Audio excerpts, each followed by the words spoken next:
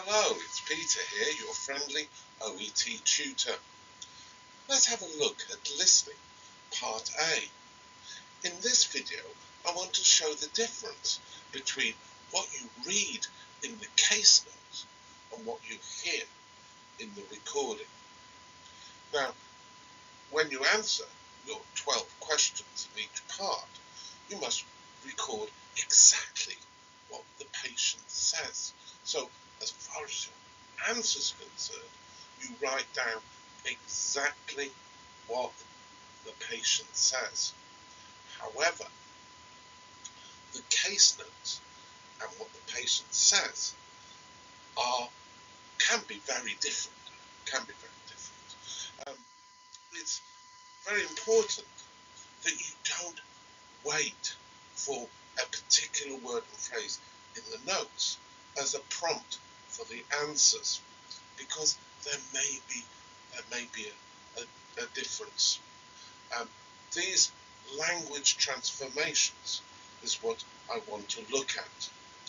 Listen to the following extract from listening test 1 from the OET website, and how what the patient says is different from how it's recorded in the notes. I see. And your GP said it was sciatica? Yeah, I had this pain all the way down my right leg, and she said the real problem was in my back because the sciatic nerve was getting trapped. Right. I mean, I'm telling you, this was no ordinary pain. It was really intense.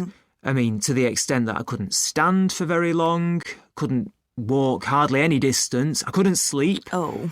I mean, the most frustrating bit for me was that I couldn't even turn over in bed. It just hurt so much. I just couldn't get comfortable. Do you know what I mean? Sometimes I'd have, well, sort of tingling feeling in my calves as well. Right. But then at other times, my whole leg just felt a bit numb, really. It was weird. So there are many transformations between what is said in the recording and how this is written in the case notes. You need to follow every line of the case notes, noting these transformations if you're going to get the correct bit that is a question. I looked at the five sample tests in OET.com, that's 10 recordings, and I discovered that there were 8 different types of transformations, many of which we just heard in that little sample. First of all, a change of information order. This is quite common. That, for example, it says the patient said the most frustrating thing for me was, but in the notes it says this thing was the most frustrating. We'll have also a change of word class, going from numb, the adjective. Patients are more likely to use descriptive words and adjectives than, and this is changed to the noun numbness, giving it a more formal appearance in the notes. There are some simple synonyms in another recording. The patient said job, but it was recorded as work. There's a lot of change to make the language more formal. So the language used by the patient tends to be informal, but it's recorded more formally in a clinical manner. So we've got made things worse, exacerbated, and come back recurrence. These are quite commonly used words in medical reports, and you'd be expected to know them. There's also the change from idiomatic language, give it a miss, decided not to try. There are some medical terms. Patients describe their symptoms, but this can be transformed into medical terminology. So one patient in the recording mentioned their skin getting red, and erythema was used, And then the patient mentioned ibuprofen, very common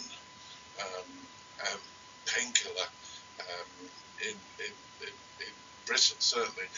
This was recorded as NSAIDs, which is non-steroidal anti-inflammatory drugs, which I'm sure you know.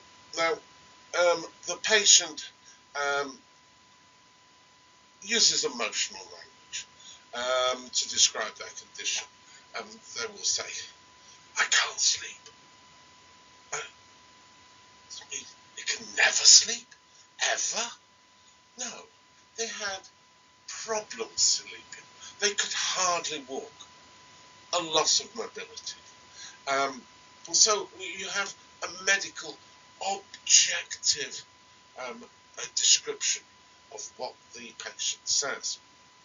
In one or two cases, the patient can actually say quite a bit, and all of that information is summarized in just a few words, in this case, experienced discomfort. So when you're listening to the test, do look at each line of the case notes and note these language transformations. Don't wait for specific words on the case notes because they may simply not be said. And that's it. Thanks very much for your attention. I've got a Facebook page, Peter for Medical English, web page, peterformedicalenglish.com, and I can be contacted in peterformedicalenglish@gmail.com. And if I could ask you to subscribe, like, share this video, and I'd be interested to read your comments below. Until next time.